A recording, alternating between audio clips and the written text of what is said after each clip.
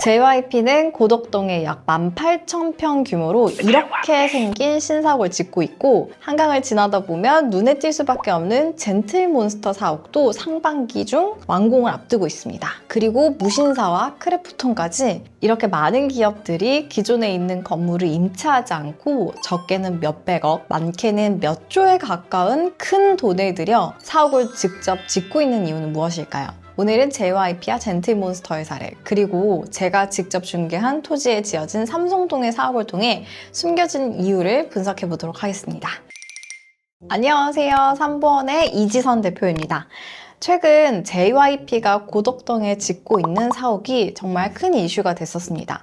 수정된 신규 조감도를 공개하면서 9월 중 착공 예정이라는 소식을 전한 건데요. 22층에서 17층으로 변경되면서 디자인이 변경된 건데, 사실은 여기가 더 이슈가 된 이유는 바로 디자인 때문이죠.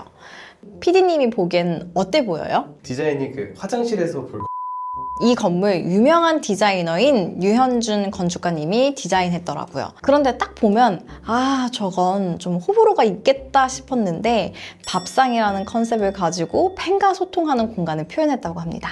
그런데 저는 오히려 이 건물이 그냥 네모반 듯한 건물보다는 훨씬 좋은 디자인 같다고 생각합니다.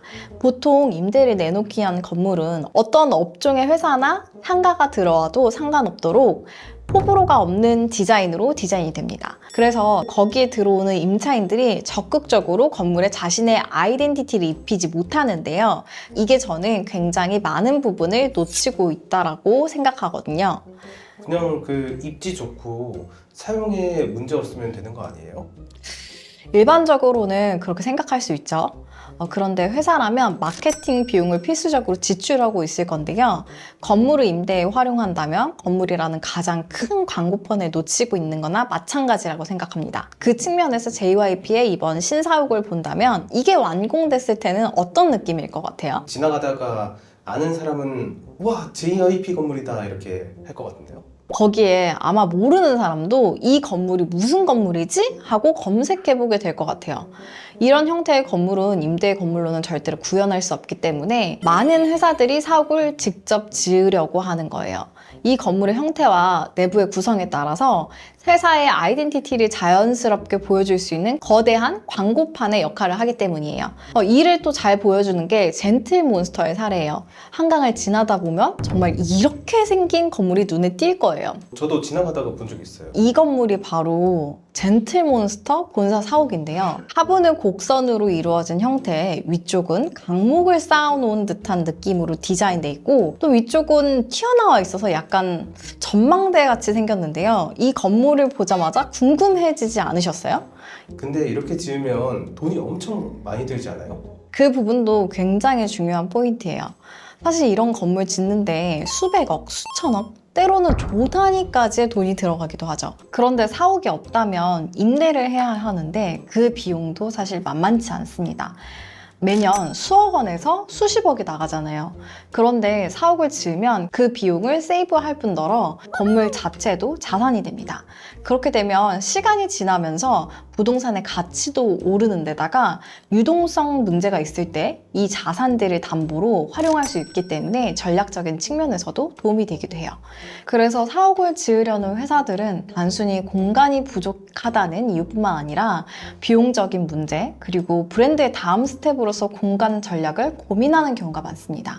그리고 이건 대기업만의 이야기가 아니에요. 제가 직접 중개했던 사례가 있는데요. 2020년이었어요. 어느 날 한 대표님이 저에게 연락을 주셨는데요. 한 100억의 예산을 토대로 사옥을 가지고 싶다고 말씀을 해주셨어요. 물론 작지 않은 금액이지만 원하는 규모에 원하는 위치에 사시기엔 조금 빠듯한 예산이었습니다. 강남에 정말 여러 후보지를 검토해 보다가 그 시기 금리도 낮았고 매물 가격도 많이 오른 상황이라 조정이 곧 올 수도 있겠다라는 생각이 들어서 대기업과 외국인도 많고 접근성도 좋은 데다가 활력이 있는 상권이 형성되어 있는 삼성동이 좀 더 매력 있는 지역임을 설득을 했었습니다. 그렇게 해서 지역이 정해졌는데요. 그런데 매물이 없는 거예요. 그래서 그 지역을 엄청 돌아다녔고 딱 좋은 위치에 있는 집을 발견을 했어요. 바로 그 집주인을 찾아가서 매각하실 생각이 없냐고 좀 문을 두드렸습니다. 제가 만약에 집주인이었으면은 네. 그 따위비 온 줄 알았을 것 같아요. 대부분 좀 그렇게 싫어하시기도 하시는데요. 그래도 조건이 진짜 서로 잘 맞아서 곧바로 매매 계약이 성사되었습니다. 사옥이 건설되고 몇 달 뒤 대표님이 그러시더라고요. 임차에서 쓸 때와 확실히 다르네요. 고객들도 저희 회사를 신뢰하는 데다가 직원들도 자부심을 느끼는 것 같아요. 실제로 그 회사는 지금도 잘 운영되고 있습니다. 여기 대표님이 나중에 건물 리뷰 영상 찍어보라고 하셔서 다음에는 더 자세하게 이 부분 말씀드려볼게요. 사옥을 짓는다는 건 마치 옷을 맞춰 입는 것과 비슷해요. 누군가는 유니폼을 입고 누군가는 정장을 맞춰 입는 것처럼 기업도 마찬가지입니다. 어떤 공간을 가지고 있느냐에 따라서 시장에서 무게감과 신뢰도가 달라져요. 사옥은 공간 전략이자 브랜드 전략이고 경영 철학입니다. 우리가 누군지, 어디에 있는지, 앞으로 어디로 갈 건지 이 세 가지를 동시에 보여줄 수 있는 아주 강력한 도구인 거죠. 자, 오늘은 이렇게 JYP와 젠틀몬스터의 사례를 들고 와서 이야기해봤는데요. 오늘 이 이야기가 여러분들에게 도움이 되었기를 바랍니다. 지금까지 3부원 이지선 대표였습니다. 감사합니다.